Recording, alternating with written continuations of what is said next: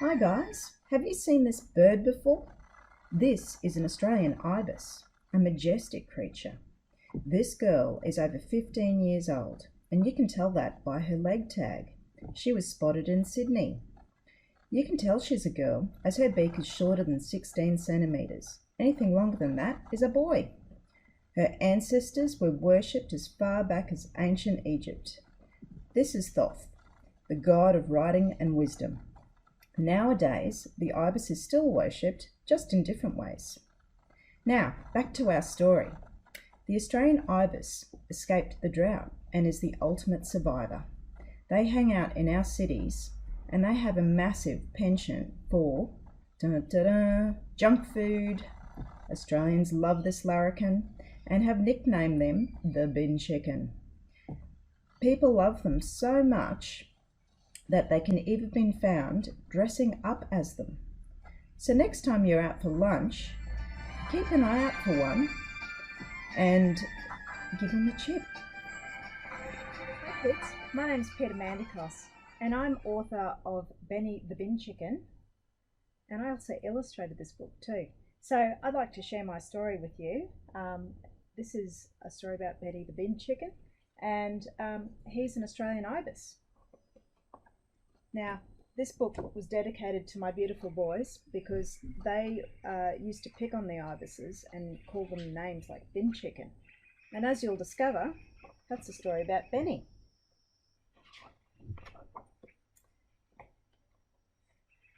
So the sun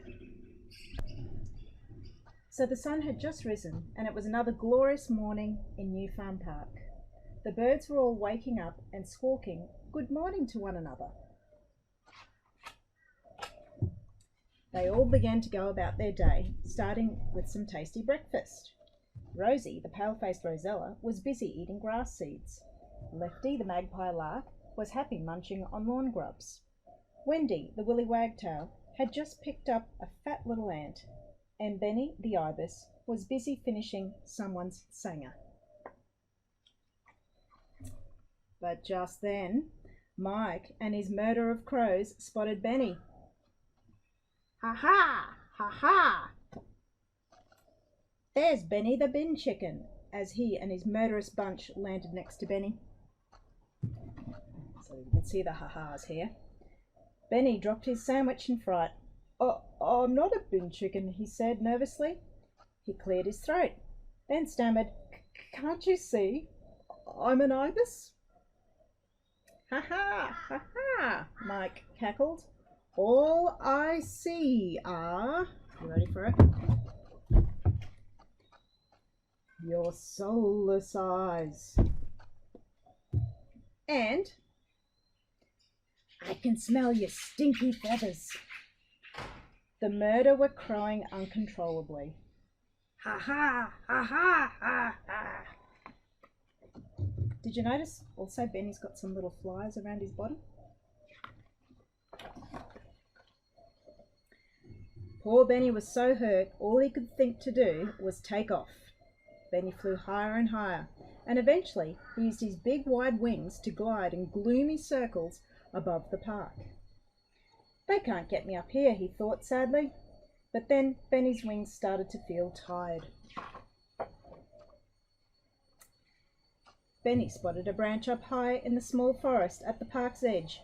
He carefully landed, but startled Olive, the tawny frogmouth owl. So there's the park, and here's Olive. Hoo-hoo, hoo-hoo. Her head spun around, and she opened one wise eye.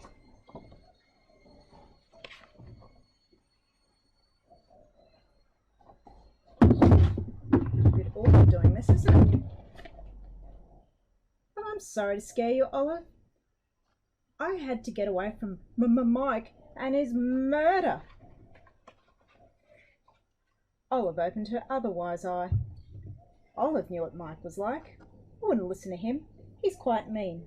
You are very kind, she hooted softly. Benny's face brightened. He quickly realised she needed her sleep. He thanked her and said goodbye as he glided down to the scrub at the forest floor. And that's when Benny Benny happened to land right next to Bevan, the bush turkey. Bevan had just left his mound and was busy scratching for some worms. "Hi, Bevan. I'm sorry to have scared you. I had to get away from Mike and his murder." Bevan knew what Mike was like. He gobbled back, "Oh, I wouldn't listen to him. At least you can fly. I just act a little crazy when he picks on me. It confuses him." Benny nodded. He noticed Bevan had to finish building his mound. He thanked him and said goodbye as he tiptoed out of the forest. On the grass, Benny nearly bumped into Wendy the Willy Wagtail. I can hear a few mics around now, actually. "Hi, Wendy. I'm sorry to have scared you. I had to get away from Mike and his murder." Wendy knew what Mike was like. She quickly chirped, "I wouldn't listen to him." "You're bigger than him and have family almost everywhere in Australia. You see that?" Benny thought for a moment and smiled. He also remembered Wendy had a family to feed, so he thanked her and went on his way.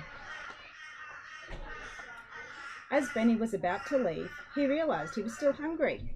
He could see his sandwich was still where he dropped it, so he flew over. Mike and his murder spotted him. "Ha ha, ha ha." See, I can hear him now. "There's Benny the Binchicken again," they cackled in chorus as they swooped down on Benny.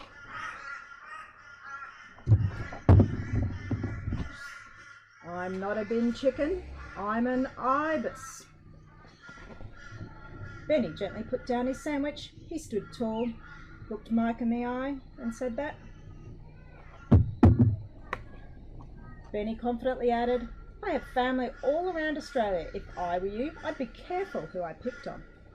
And with that, he paused and leaned in close to Mike's face. Benny spread his long wings and screeched. "Ah! Ah!" How are my sound effects? Mike and his murder was so spooked that they nearly fell over each other as they scrambled away. And from that day on, Mike and his murder were nowhere to be seen when Benny was around.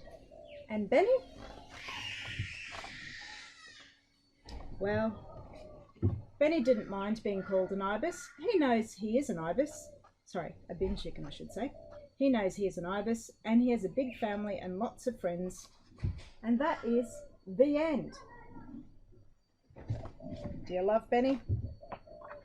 Because if you do, I would love you to draw a picture of Benny for me, and maybe your mum or your teacher or your dad or someone who has an internet account might be able to share Benny with us, and we can put your picture of Benny on Instagram or on Facebook. Thanks for listening.